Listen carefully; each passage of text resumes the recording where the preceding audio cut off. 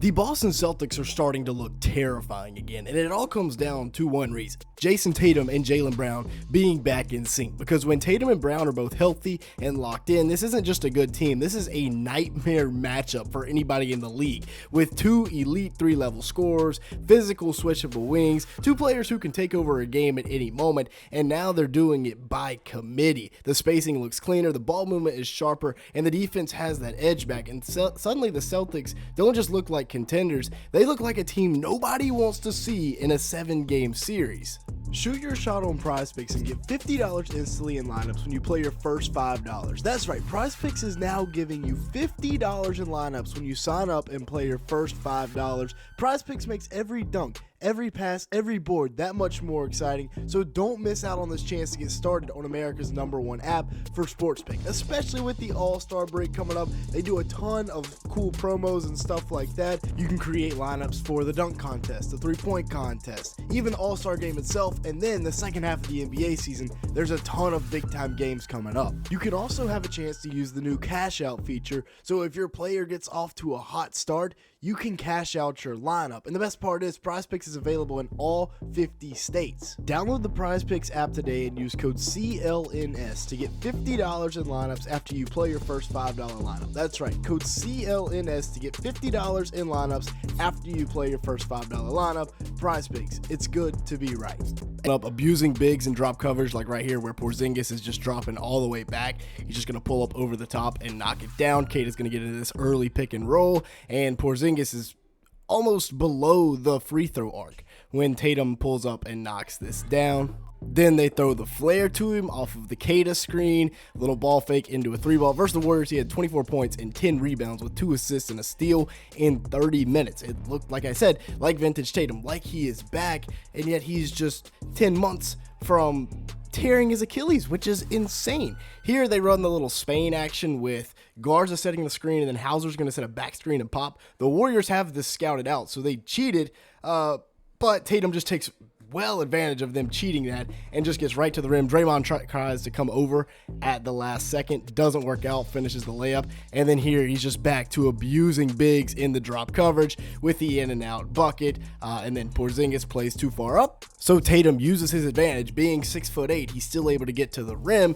and finish because he is so big, but also he can abuse bigs like Quentin Post when he's playing too far off and just pull up for 3 and knock it down. And the biggest part is having JB still be JB that we've seen this year while Tatum's in the lineup. And that's what Mazzulla is going to do a phenomenal job of figuring out, is how to keep these guys playing at the highest level together. And Brown last night had 30 points, 6 rebounds, 6 assists in 38 minutes. It looked like the Jaylen Brown we've been seeing for the entire year. Yes, it's the Grizzlies. The Grizzlies aren't exactly trying to win basketball games right now, but still seeing that JB with JT on the court proves that this duo can still be absolutely dangerous together. Finding Kata right here, just doing a little bit of everything, averaging over 28 points per game this year with 7 rebounds and 5 assists in 34 minutes, shooting 48% from the field, 34% from 3.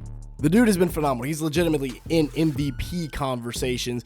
He was averaging 30 for most of the year. Now that Tatum's back, that's going to dip a little bit because his usage is going to dip a little bit, obviously supporting 2 superstars instead of just 1. But over the last 9 games, Brown is still averaging over 25 points per game with 6.4 rebounds and 6.2 assists. That includes the San Antonio game where he got tossed like in the first quarter, shooting 46% from the field and 30% from 3 over that stretch. So definitely some improvements to be made. But again, if you take out that San Antonio game, he's right around his season average because he only scored 6 in that San Antonio game before being ejected. Like we said, his mid-range is still ridiculous. One of the best in the league. Yes, better than SGA, better than Kevin Durant. He's so filthy in the mid-range. Look how quick they get it reversed here. Tatum's going one-on-one, and they swing it to Pritchard, and then one more like that to Jaylen Brown down low, and he's able to hit this little baseline fade. Then they isolate him in the middle of the floor, and this is where he's so dangerous because anywhere you help from, he's just going to throw it right behind where the help's coming from.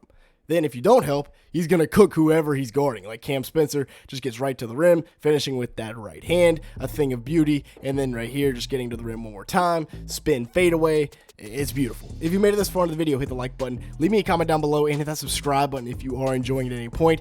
As you can see here, about 93% of the people that watch these videos are not subscribed, so if that's you, let's go ahead and fix that. Then let's talk about Derrick White, who has been coming into his own as well as of late with Tatum coming back. Derrick White, Peyton Pritchard are going to be getting getting easier and easier looks. Instead of being the second and third option, they're now back to being the third and fourth option, where they thrived so well over the past few years. Of course, now you're not seeing as good defense. You're getting better looks. And White on the year, I mean, it hasn't been an issue. He's been averaging over 17 a game with 5.5 assists, but he's shooting 40% from the field and just 33% from three. That's been a big question mark as to why he is shooting it so poorly from the field and from three. But over his last 9 games, he's back up to about 19 points per game with 5 rebounds and 4 assists, shooting 45% from the field and 30% from three. So the efficiency is normal, but the scoring is back to where it was pre Jayson Tatum injury. And like I said, he's not the only one that is affected by this. Peyton Pritchard is also very much affected by this. He's obviously better as the fourth option than the third option, and his efficiency shows that. His scoring shows that. On the year, he's had a really nice year, averaging about 14 points per game, or 16 points per game, I should say, with 5.7 assists and 4.4 rebounds in 33 minutes per game, shooting 46% from the field and 36% from three. But once Jayson Tatum has come back, again, he's getting easier looks. There's less of a defensive assignment on him versus, Derrick White. And then, of course, your best defender is guarding Jaylen Brown. Your second best is guarding Jayson Tatum. So that leaves, a bit of an opening for Pritchard, who over his last 9 games still averaging about 16 with 5 and 4, shooting 42% from the field, and then stepping into one right here. And it's not only the players doing. Obviously, they have, I think, the best coach in the NBA right now, Joe Mazzulla, if it's not Charles Lee with my Hornets. And he's drawing up a ton of great stuff right here, just throwing the flare to Sam Hauser, putting all the pressure in the world on the big. So now the rotation has to step up, and it leaves Derrick White wide open in the corner. Ty Jerome steps up, we feed it right behind him, and Derrick White knocks down the three. Then we get into the little stagger action at the top of the key. First guy pops, second guy rolls. Derrick White gets it back, finds the roller, and it's a beautiful feed for an easy layup for Luka Garza, who had a pretty big night last night. Plus, they have great depth. Starts with Hugo Gonzalez, the first-round pick this year, who has been playing well. You see him right there. Luka Garza, who actually got that rebound, has been phenomenal all year long, finishing down low.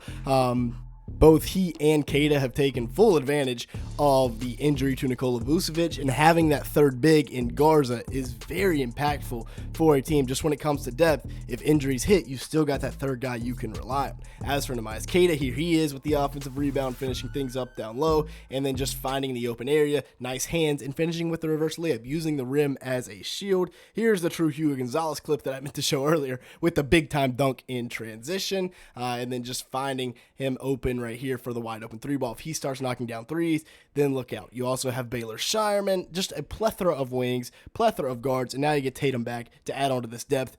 It's scary for the rest of the league. Make sure to the like button and the subscribe button if you did enjoy it at any point. And with that being said, thank you so much for watching today's video.